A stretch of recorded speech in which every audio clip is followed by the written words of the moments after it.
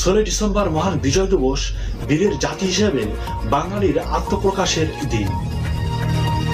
পৃথিবীর মানচিত্রে স্বাধীন ভূখণ্ড হিসেবে বাংলাদেশের নাম প্রতিষ্ঠার মাইল ফলকের দিন। 1971 সালে এক সাগর রক্তের বিনিময়ে অর্জিত হয়েছিল এই মহান দিনটি।